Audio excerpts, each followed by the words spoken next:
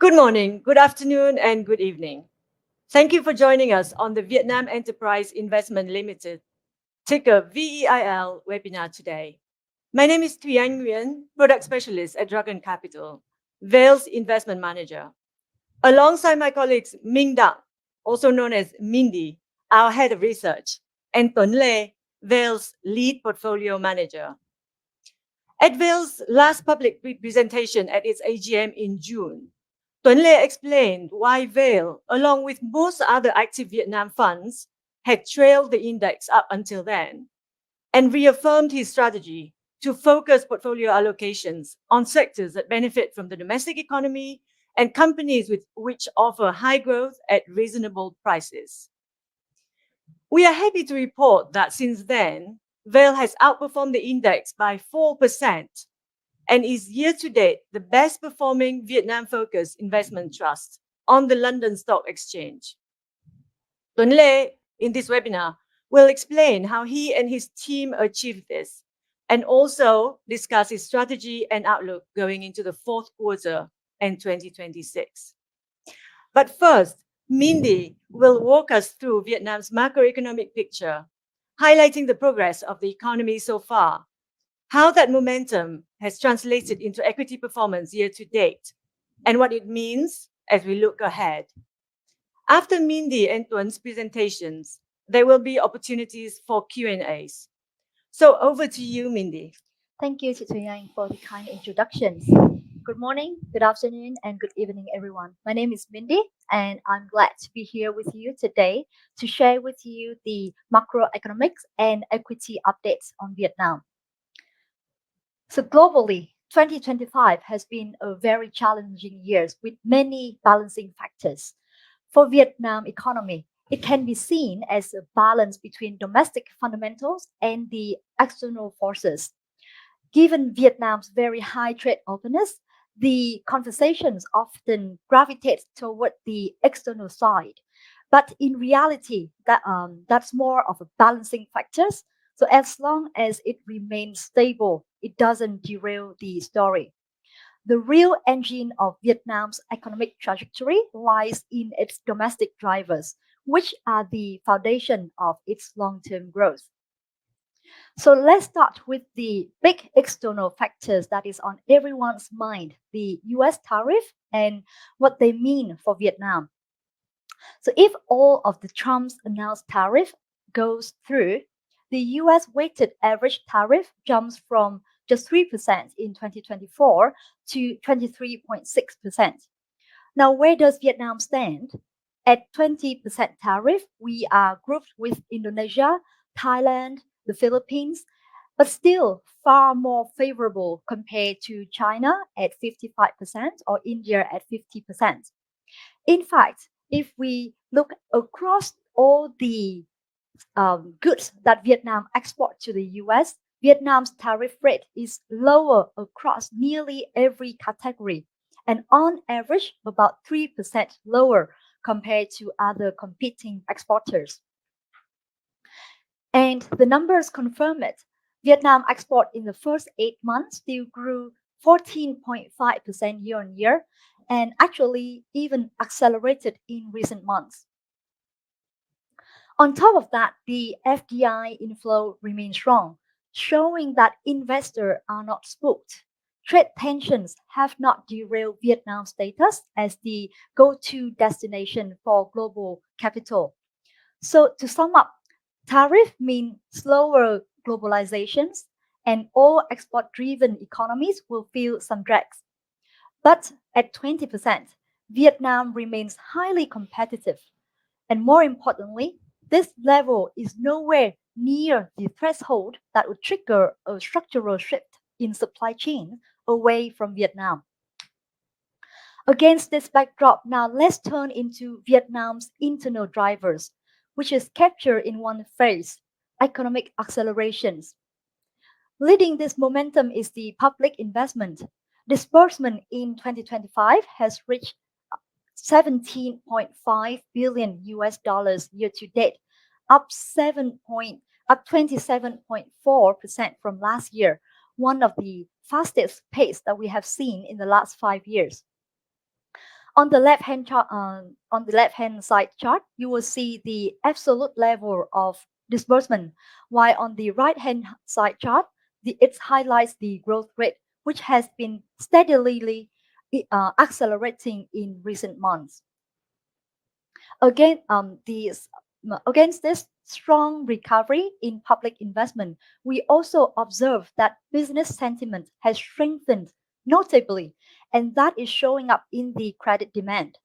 The credit growth has averaged 18 to 20% year on year in recent months compared to 14 to 16% growth last year.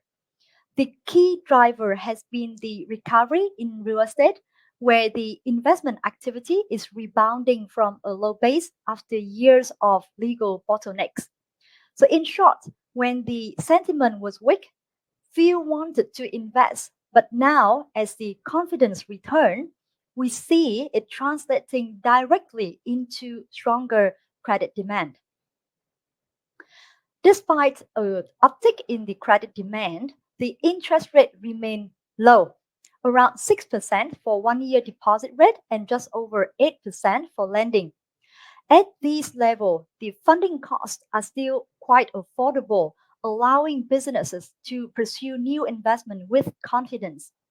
The State Bank of Vietnam continued to support liquidity at historical levels through the open market operation window. Year to date, the SBV has injected roughly 5 billion US dollars, the highest level during the past few years. To be noted, the inflation was well kept in check at less than 3.5%. Given the real estate importance in the economy, let's look at some numbers. So, after a difficult period, confidence is clearly returning.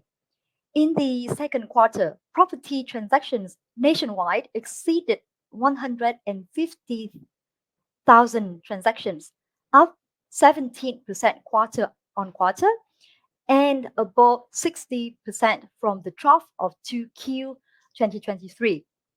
On the supply side, developers are also stepping up. New land acquisitions have reached record high, signaling a renewed confidence supported by greater legal clarity and improved infrastructure visibility. Their willingness to commit capital reflect the stronger conviction in the market outlook. So, in short, both demand and supply in real estate are regaining confidence, laying the foundation for a healthier and a more balanced recovery. So, with such strong momentum in 2025, the question now is what would it take for Vietnam to sustain this rate of growth and to reach a double digit annual GDP growth from now to 2030? It's definitely very challenging, but still feasible. So, our simulation showed that the key backdrop is to maintain the supportive policies. That means that credit growth should be in the 16 to 20% range per year, with interest rate still hovering around today's level.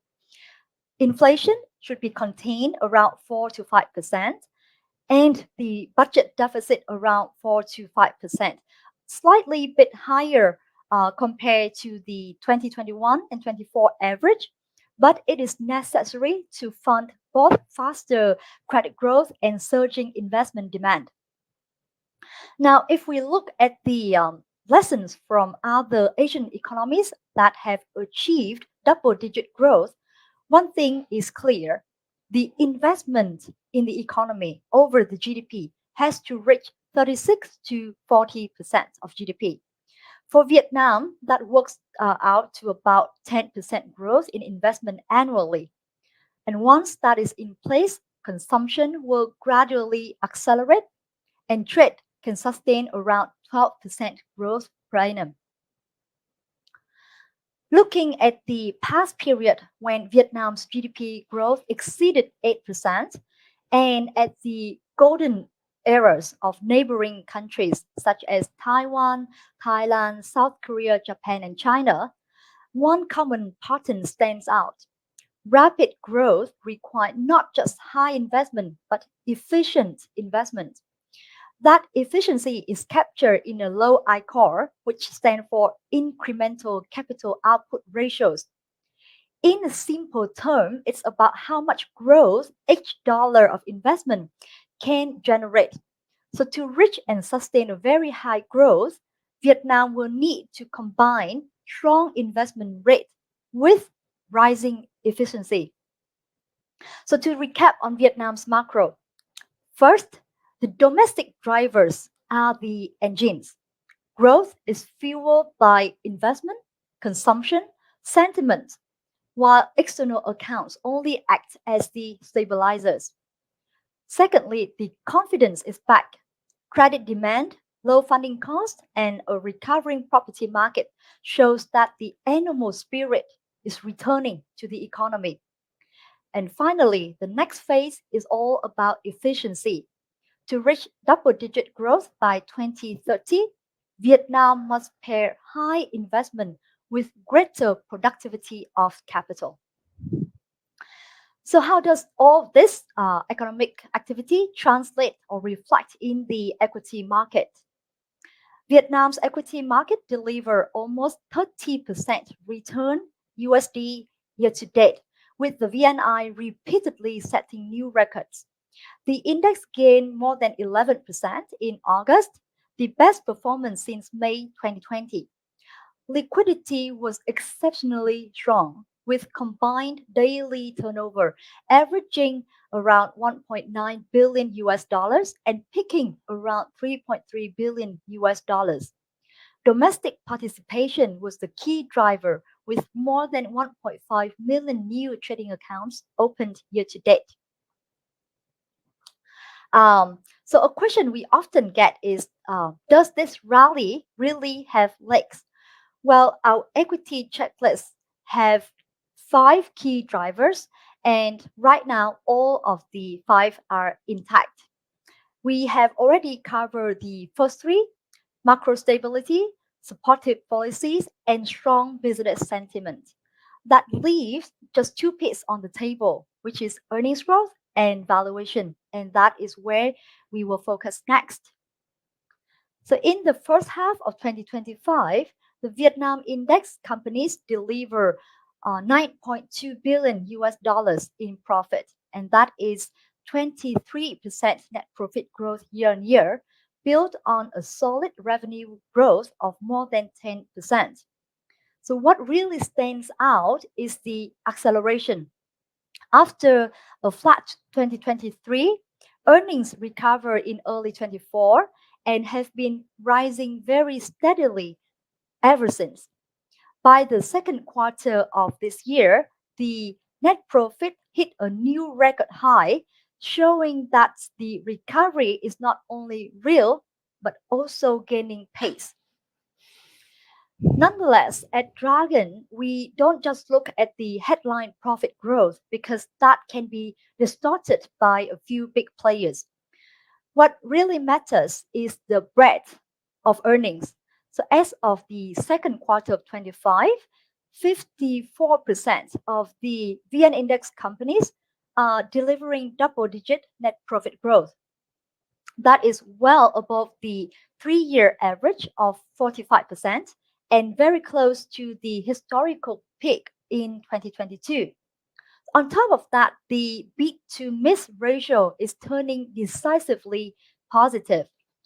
In our coverage, 39% of the companies are beating estimates this quarter, up sharply from only 25% in the first quarter. So, in other words, the earnings recovery is not only strong, it is broad and is surprising to the upside. This is the earnings scenario chart that we first shared at the beginning of the year to highlight how dynamic earnings growth can be for a challenging year like 2025 with many uncertainties and many balancing factors. And 2025 has really proven the point. So we started out the year with a base case of 15% earnings growth. Then we cut it down to 9% as the trade war escalated. Even then, we were quite confident that Vietnam could show resilience and deliver a positive earnings growth. Now, thanks to all the domestic reform, policy supports, and momentum, the external factors is also being stabilized. We have revised up our net profit forecast for 2025 to 21% growth year on year, which actually takes us back to the most bullish case that we had laid out at the start of the year. Unlike the up and down of 2025, we have strong confidence that in 2026, Vietnam can sustain high earnings growth. For our top 80 coverage, we are projecting 17% net profit growth, and importantly, this strength is broad-based. Growth is coming from multiple sectors, with leadership from industrial parks, metals, retailing, and banking. At 13 times 2025 PER and with 21% earnings growth, Vietnam's valuation looks undemanding for this level of momentum, especially versus regional peers. Looking ahead, our 2026 forecast implies further earnings growth could bring the PER down below its historical average. To wrap up the equity sections, here are the two key messages I would like to leave you with. First, earning momentum is firmly back. Vietnam index companies deliver record profits in the first half of 2025, with growth accelerating across large cap, mid caps, and small caps. Secondly, valuation remains attractive at around 13 times forward PER with strong earnings growth. Vietnam offers a far more balanced growth to value propositions, especially when compared to regional peers. And beyond that, a potential EM upgrade could re-rate the Vietnam market to a much higher valuation multiple. And with that, I'd like to end my section here and hand over back to Thuy Anh. Thank you very much, Mindy. Excellent presentation. And now it's Tuấn Lê's turn.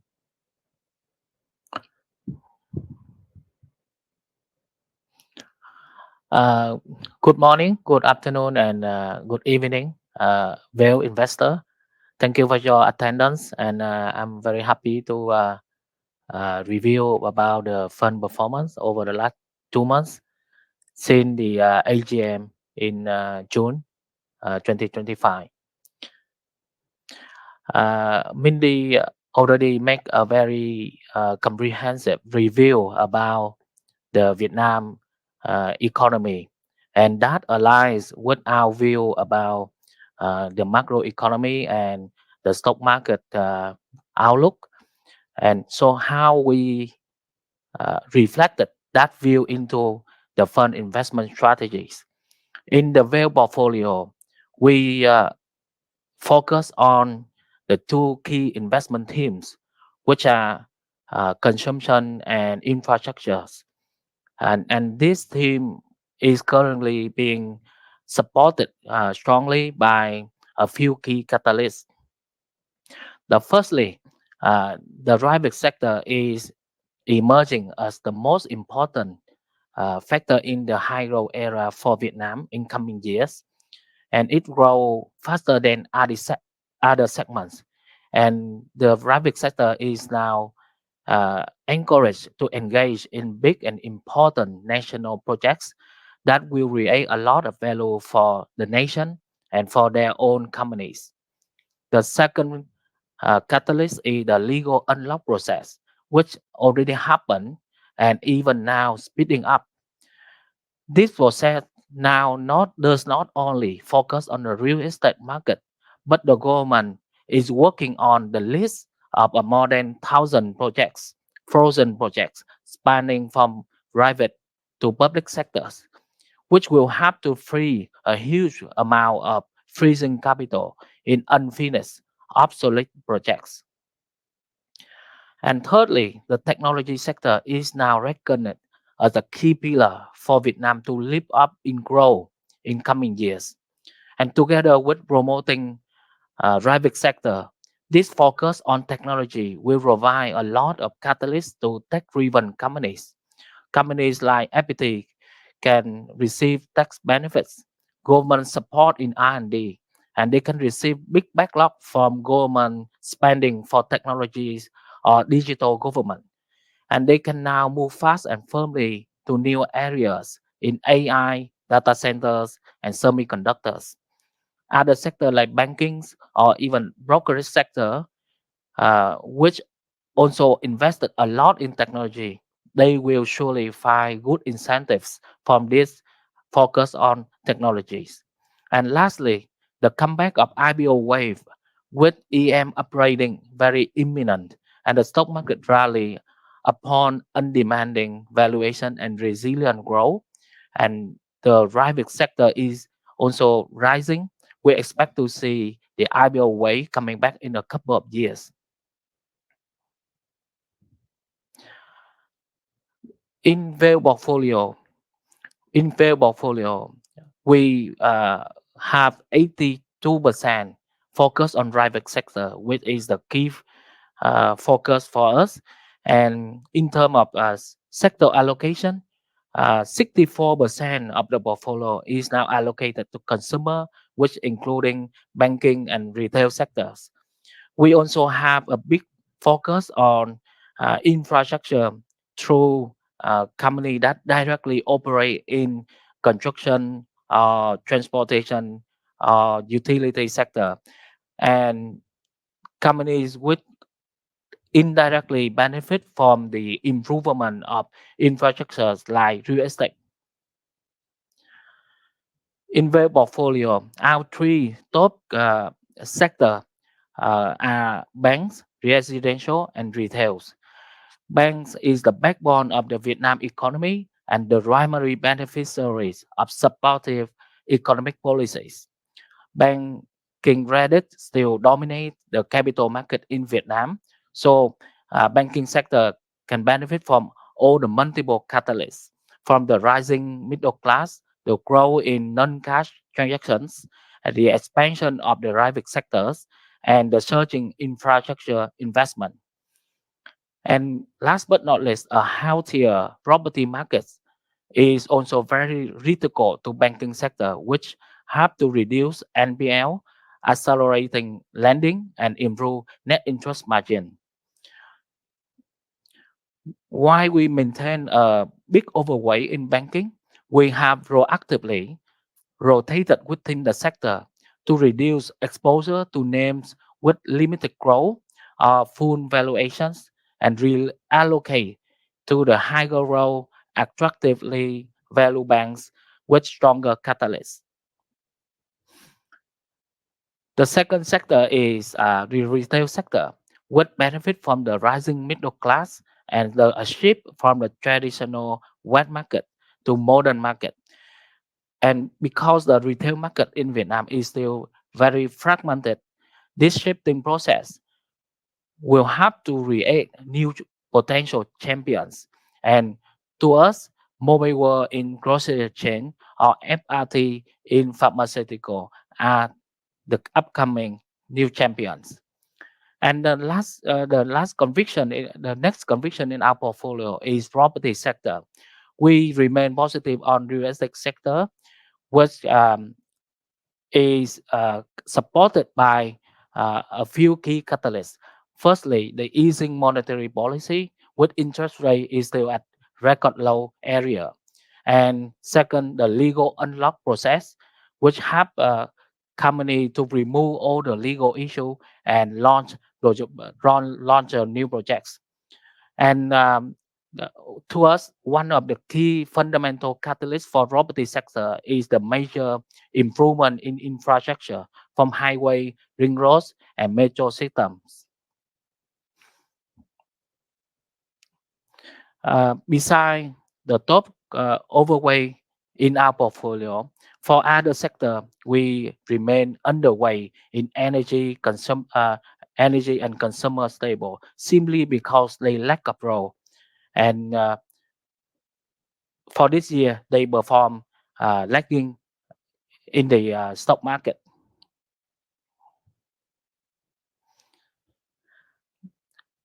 For 2025, besides we at early of the years, we are very positive about the macro outlook, and we believe in the ongoing structural reform made by the government, and we believe that what will be reflected in the stock market performance, and it actually did happen.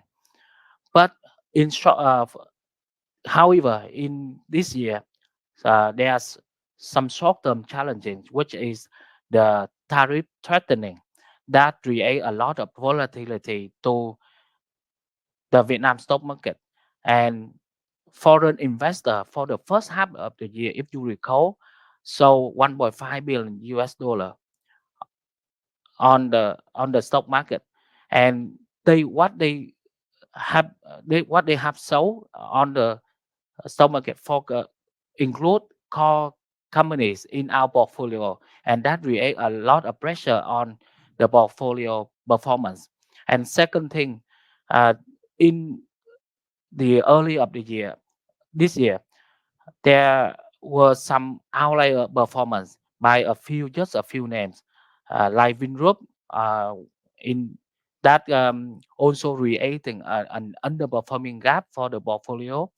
We have seen this before, and to our experience, we think that the right approach to this phenomenon is to focus on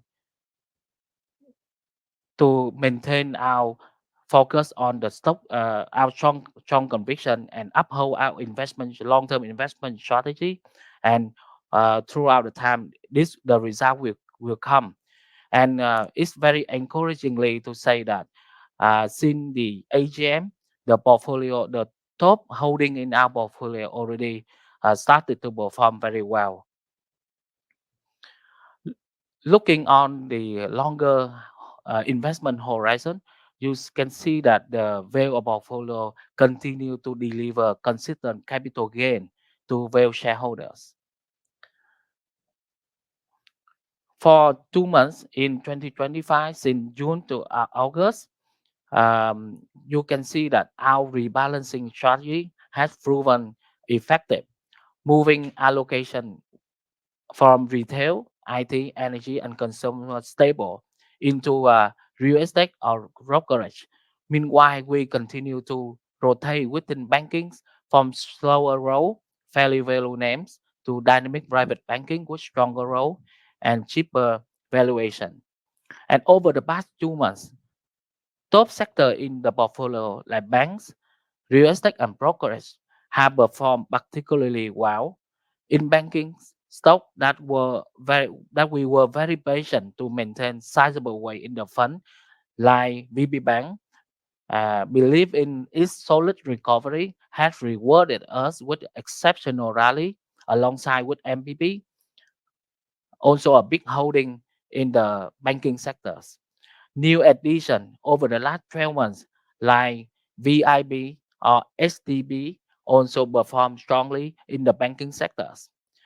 A key portfolio shift was increasing exposure to the brokerage sector through SSI, VND, and SHS. Notably, our early participation in SSI private placement at a very favorable entry captured its strong rallies and generated a significant alpha to the fund performance.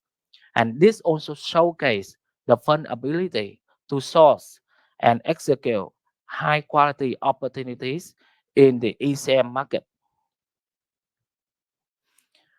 In residential and steel industry, our top holdings also started to perform very well based on a strong fundamental background.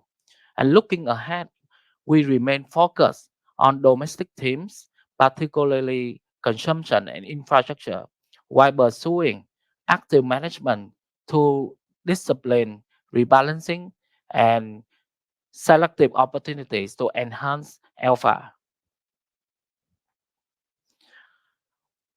For Vail, a key investment theme in the coming years in the resurgence of IPO activity. We believe in this way will return, has returned, and will return strongly, supported by the stock market rally that has re-rated the valuation and attract stronger foreign investor interest. And more importantly, the rising capital needs from the private sector. More importantly, the rising capital demand from the private sector to fund for their mega capex uh, in coming time.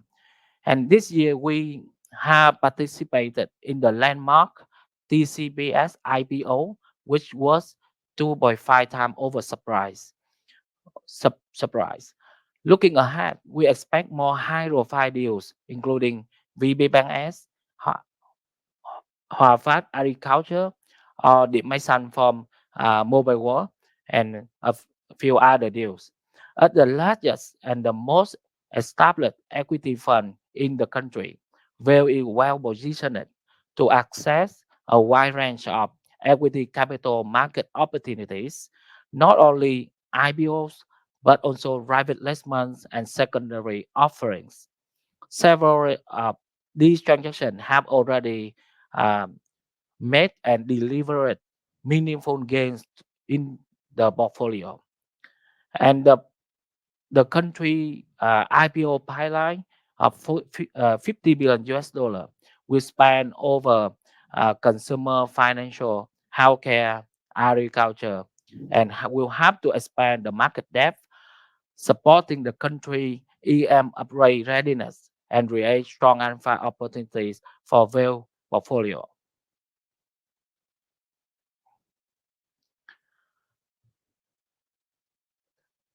In we all want to highlight the deal that we have participated this year, which is the Techcombank Security.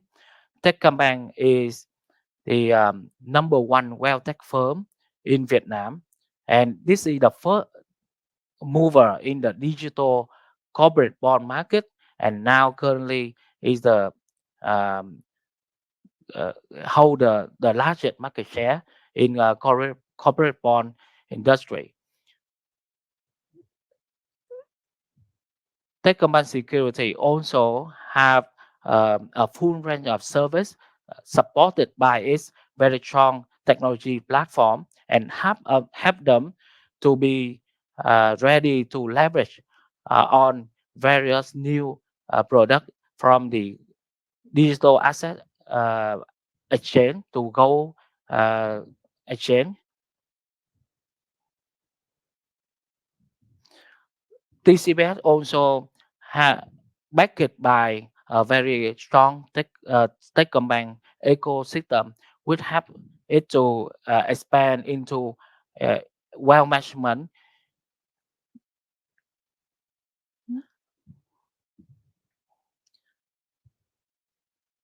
Looking at our top 10 holdings, we can see that it's continue focus on a few key sector: banking, retail, and real estate. The top 10 holding make up 50% of the portfolio, showing that we still maintain the very concentration on top conviction.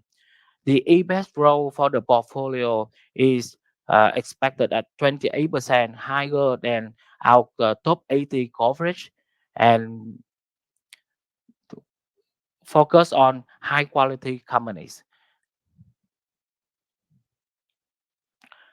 In this year, our board of directors of the Vail portfolio continue to focus on the discount management through the share buyback program.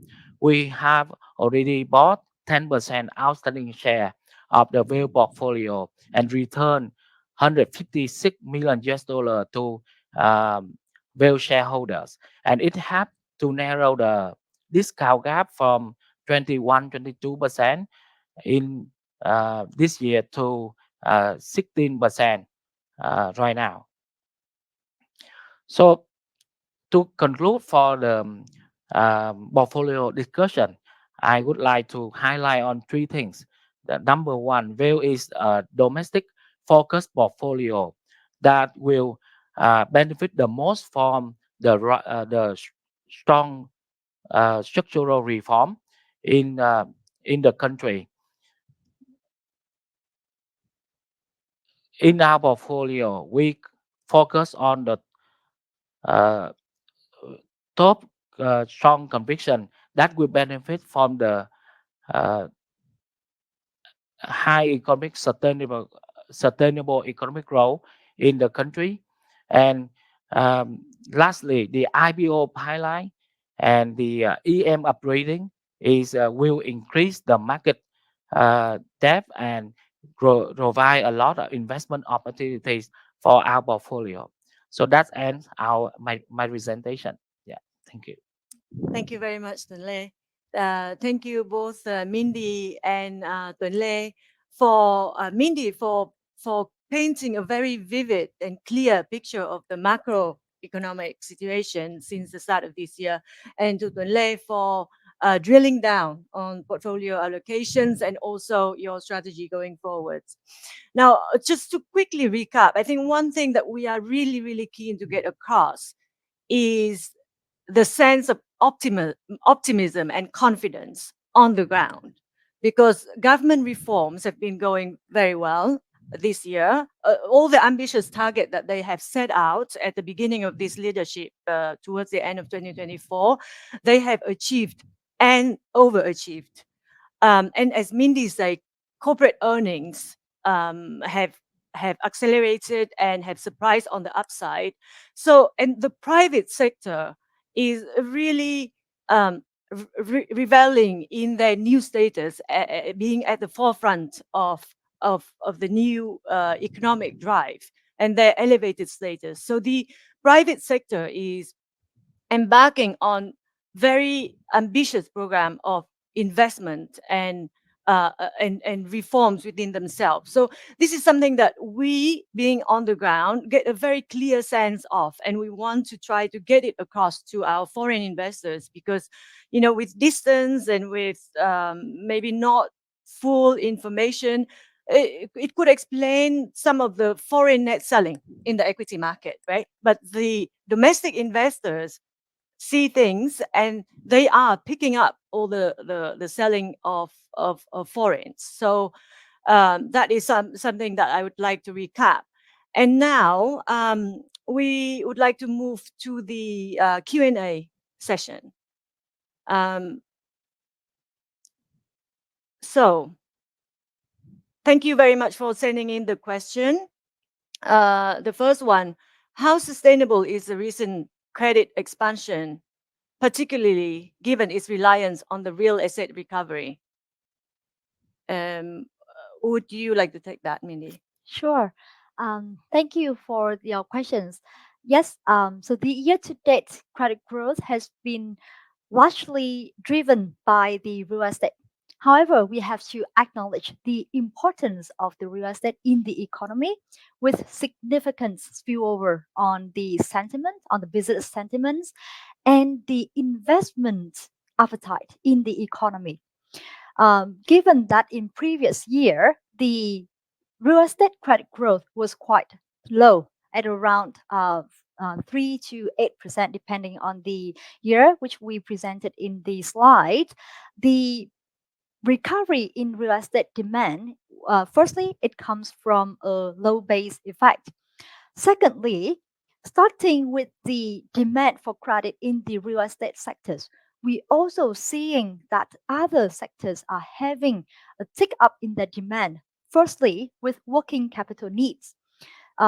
Secondly, many of the industries in the Vietnam index started to have major investment plan. For example, Vingroup is also pioneering infrastructures with the landmark projects in the north and south high-speed rail. It is also engaging in the energy sectors. That is one example of credit demand. Other sectors like port industry in Vietnam also see a surge in demand as Vietnam position for the FDI has not been changed. So we also see that our investee are having a mega pipeline in terms of capex, as Tuấn Lê mentioned, that we are observing in our investee. So to conclude, in terms of the credit demand, we are seeing that with the surging capital needs for public infrastructures, for companies, especially private companies, to grow in upcoming years, and for working capital, we do see that the sustainable growth rate in the credit should be in the range of 16 to 18% in the next 3 years. Yep. Thank you, Mindy. So the next question is from Roger. Thank you very much for this. So the question is, the Vietnam emerging market growth story has now been running for many years and is reflected in current stock market prices. Is there really that much potential for investors who are not yet engaged in the market? I have to say that this question is coming up quite a lot, especially with the 30% surge in the VN index so far this year. I might take a bit of issue with the fact that with the statement that it's fully reflected given the information on PE and PB that you've been mentioning. So what do you think? Would you like to take that, Tuấn Lê? Yeah, sure.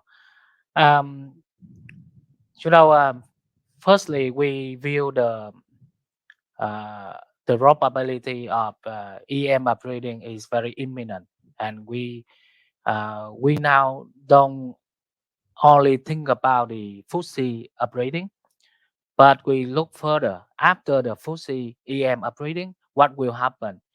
And we believe that the government now is very committed to look for the upgrading in the MSCI, which is a bigger event. So that's in terms of the catalyst, is still uh, their strong catalyst going forward for the Vietnam market. But uh, take aside the EM upgrading potential, we look at Vietnam now, and we see that with the structural reform happening in the country, Vietnam is very ready and in good position to have a very high growth era in not only in 2025 but in next few years. And thanks to that strong economic growth, the earning the earning growth in the company in the stock market will be very robust. Like Mindy also make the projection for 2026 with 70%, 17% earning growth. So that's the very key fundamental catalyst, fundamental factor for the capital gain. Secondly, um, the development of the capital market in Vietnam will take place very quickly with the introduction of the CCB, and thanks to that, many new uh, financial products will be introduced to the stock market, and it's also have to improve um, the turnover, the daily turnover, and attract more foreign inflow into the stock market. So we think that the the the stock market of Vietnam is currently offering a more longer term capital gain, not only for 2025 but in the next couple of years.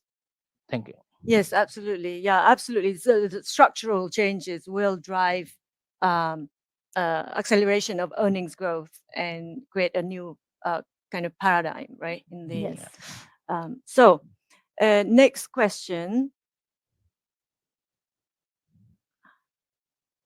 Sorry, just waiting for the questions to come up.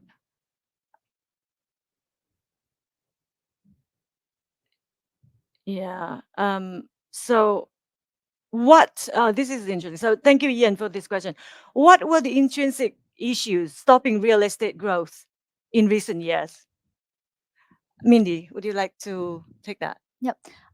So let me start with this questions, and then Lei, you can add to our experience.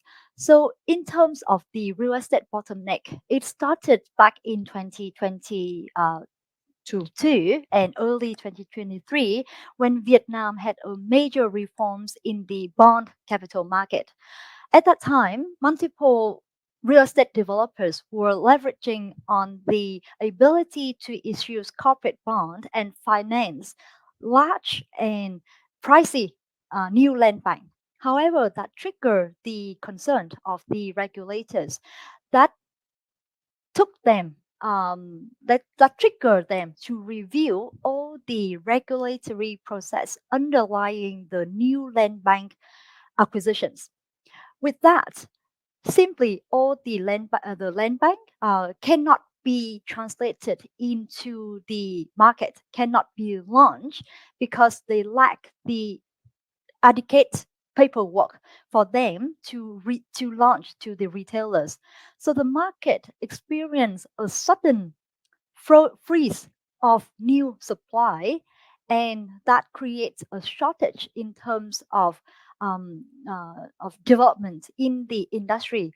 However, starting in 2024, the government has made multiple and very aggressive resolution in terms of unlocking the legal bottleneck, allowing companies to be able to launch and to make appropriate paperwork as well as financing or paying taxes to acquire these land bank. As I mentioned in the presentation, there have been quite active new launches. The real estate transactions have increased significantly Q on Q consistently, and also up about 60% from the trough that we have seen in 2023. With that, we are seeing a renewed confidence in the real estate, not just in terms of buyers, but also in terms of developers to engage more actively in the market. Yeah. Don't let you want to add? Thank you, Mindy. Mindy already covered pretty well about the um, the um, the question. I have a couple of things to add. That one to me, one important thing to say as a catalyst for the real estate market. I think that the improvement of the infrastructure in Vietnam should be served as a long-term fundamental catalyst. Just imagine that 2 years ago, 3 years ago, if you go from Ho Chi Minh City to a central province in Vietnam, it take you 7 hours, 8 hours. Now it's 2 hours, 3 hours. It's a big improvement.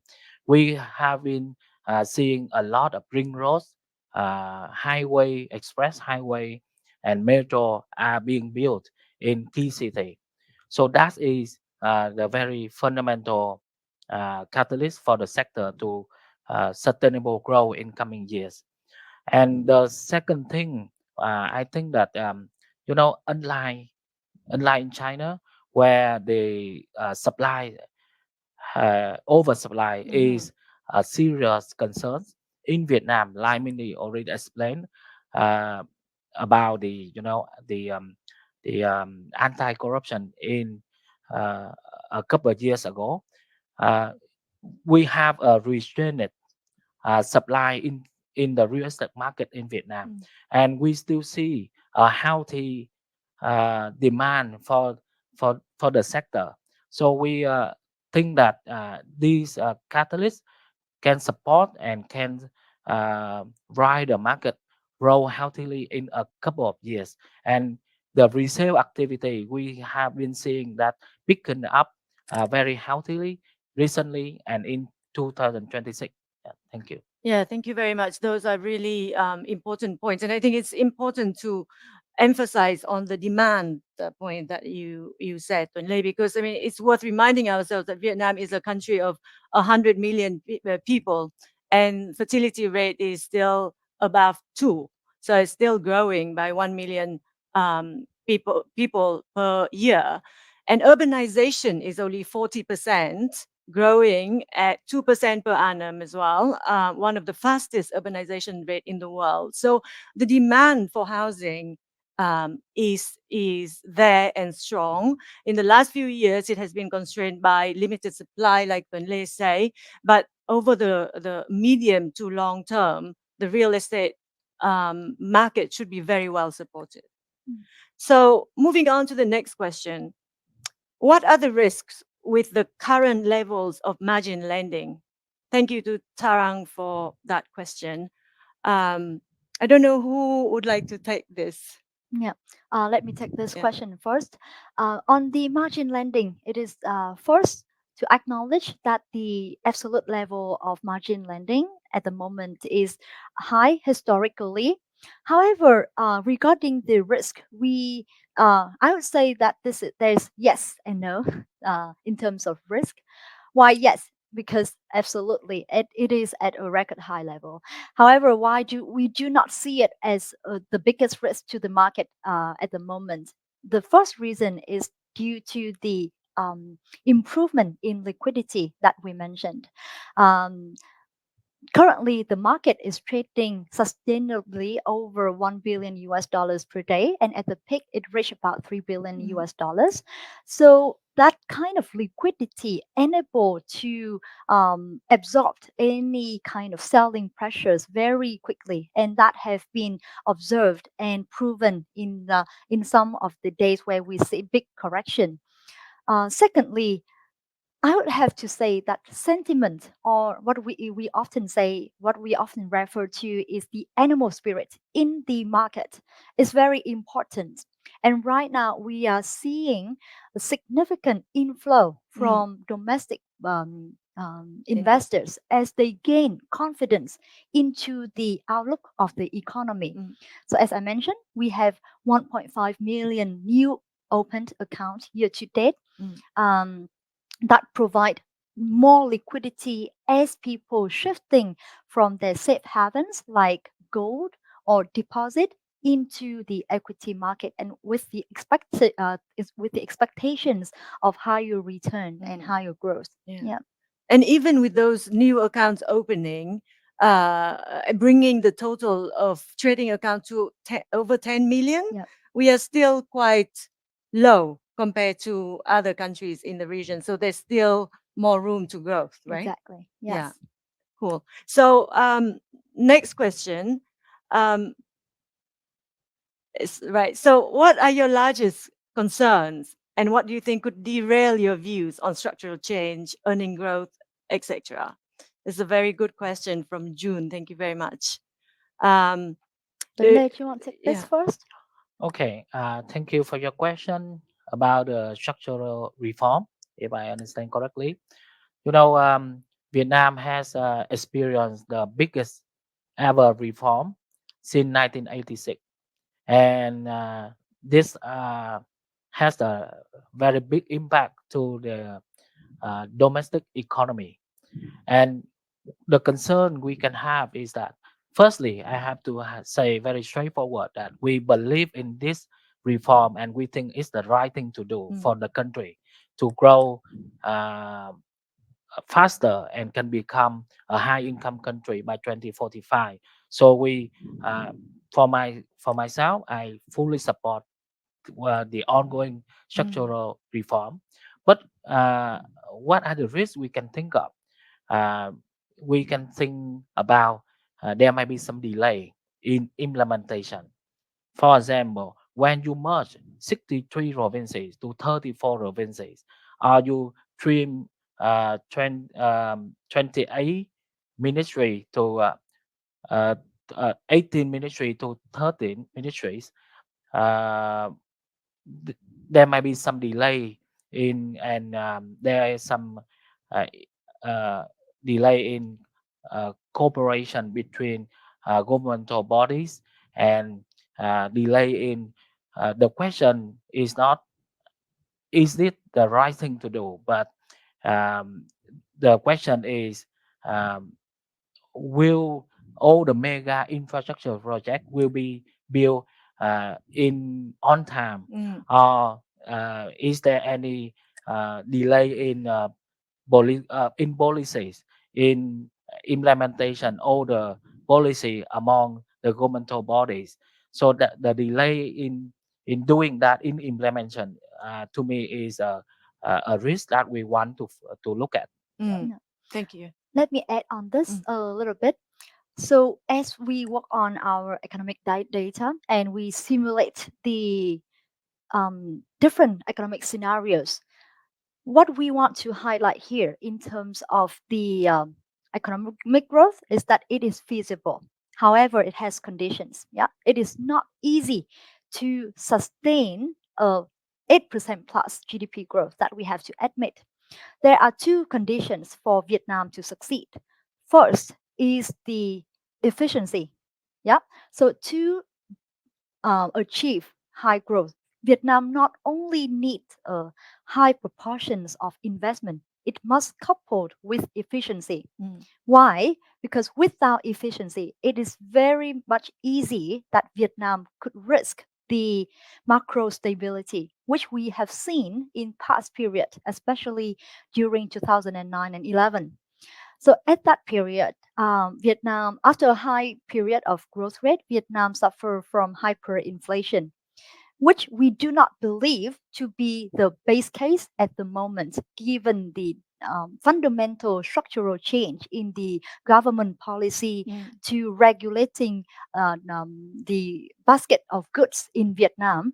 Previously, Vietnam controlled 9 out of 11 core goods. mm, Right now, almost all of the goods have been liberalized in terms of market price, so that we would not see substantial shock to the inflation.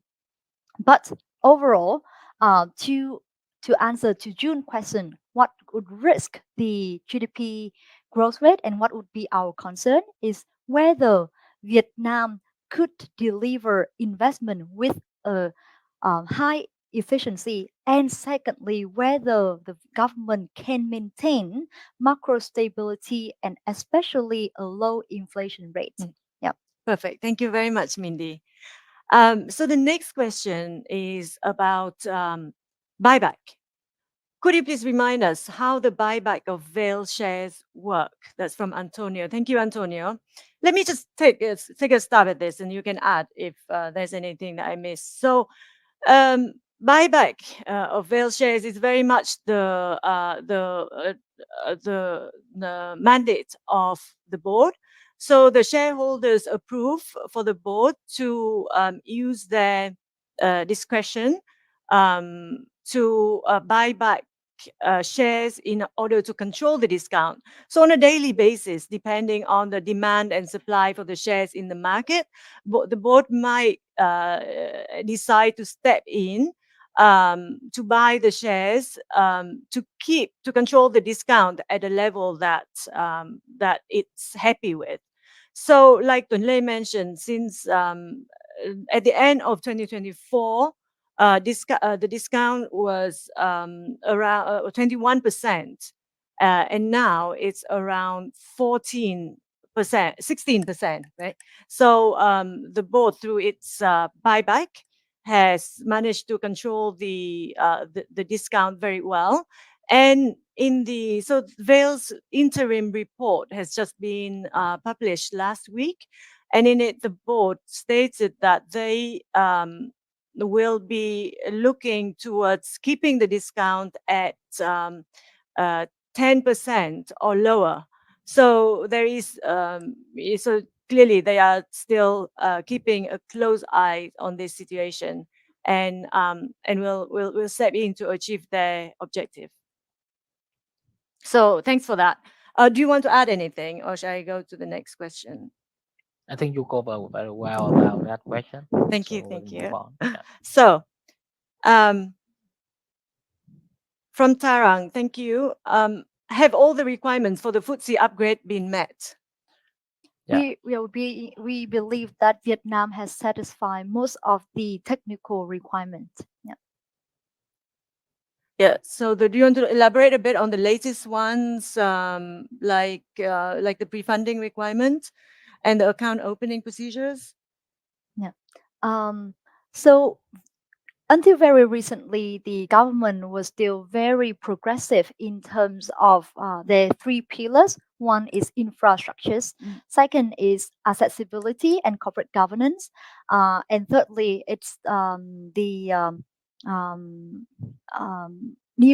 accessibility is about new Okay. account Oh, opening. yes. Infrastructure is about non-pre-funding, ensuring that there is a smooth process between brokers, buyers, and the custodian banks.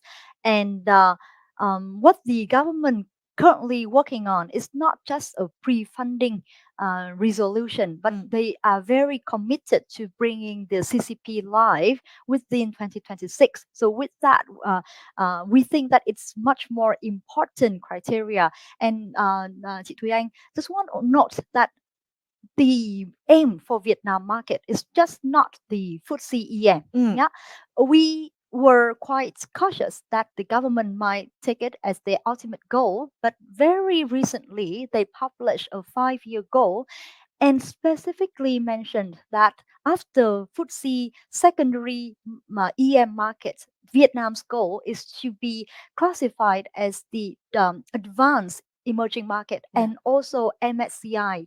So um, I believe that in the next 3 years, we will see aggressive changes Yeah. and fundamental improvement Mm. in the Vietnam capital infrastructures. Yes. Yeah, Yeah, that's a really important point. Thank you very yeah, much, Mindy, for emphasizing that, because it's very encouraging to see that the government is already looking beyond exactly. the FTSE, which we think is certain to happen either this time or in March, very highly likely in October. Yeah, But they're already working towards the next goal. And exactly. yeah, that's really in keeping with their recent very aggressive reforms agenda Yep. and ambitious targets.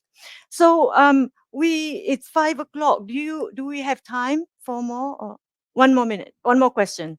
Yeah. So this is a very specific question for Tuan Lei from John. Thank you, John. So what is the top and bottom performing holding company this year?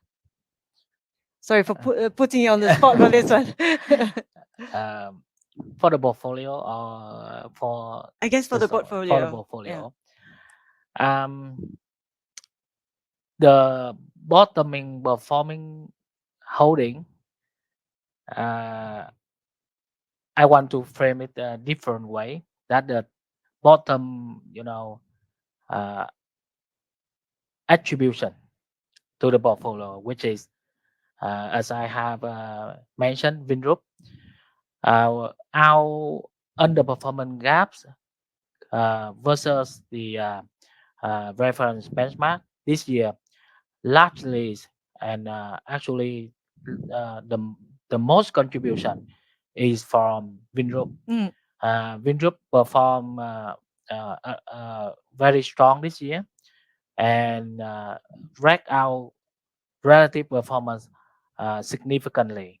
And in this Vingroup holding, um, we want to say that Vingroup is the a conglomerate that a private company that benefit a lot from the positive sentiment Mm. by for the sector this year. And we also observe a few good improvements in terms of their financial status Mm. and uh, and the recovery in real estate sector. It helped Vingroup perform very well. Mm. And in May 2025, when Vingroup announced the VinSpeed projects, the VinSpeed proposal, it is very much supported by the overall market, especially from retail investor. Mm. So it is the biggest drag in our portfolio because we uh, didn't have uh, big weight in Vinrope. However, to answer this question, and I believe this will indirectly answer a few other questions about the performance. First thing, we stick to our conviction. Mm. our strong and long-term investment team, and we want to have conviction in buying stock. Uh, so currently we haven't got a clear view about Vinfish yet to form a fundamental view about Vingroup. Uh, but as I said in the presentation, we remain very open-minded, Mm, and it's not only about we very quickly build up a very big position in Vinhome and Vincom Retail, which are the two most profitable subsidiary of About Vingroup, mm, but we remain open-minded for any investment opportunity mm, on the market, and we try to have a proactive management to capture all the market movements mm. to reduce alpha for the portfolio. Um, so that's the in terms of individual name Yeah. I want to mention about Vingroup. Yeah, Yes, thank you. absolutely. Yes, thank you for that, and really congratulations on your you and your team, the flexibility and resilience in sticking with your investment theme, and also keeping your minds open, because that has made Vail the best performing investment trust focusing on Vietnam on the London Stock Exchange. So I'm afraid we have run out of time. There are a few questions that we haven't had a chance to answer, but we will be sending the answers to that post webinar. So thank you very much to Mindy and Tuan Le for presenting, and thank you very much to everybody watching. Thank you and have a good day. Thank you. Thank you. That's great. On the behalf of the management team of Vietnam Enterprise Investments Limited, we'd like to thank you for attending today's presentation, and good morning to you all.